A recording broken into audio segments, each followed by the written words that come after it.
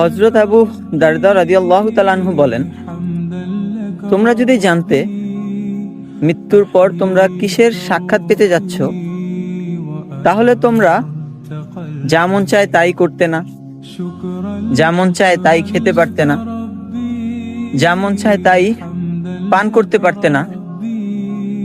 তোমরা সেই ঘরে প্রবেশ করতে না যেই ঘরে তোমরা জুলুম করেছো।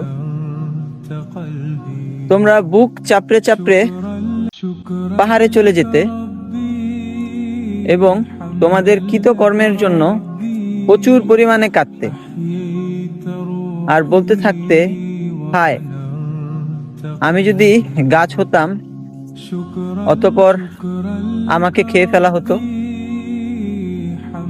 কবরের আযাব সম্পর্কে আমাদের নবী করিম সাল্লাল্লাহু আলাইহি সাল্লাম আমাদেরকে জানিয়ে গেছেন যে কবর কত ভয়ঙ্কর জায়গা।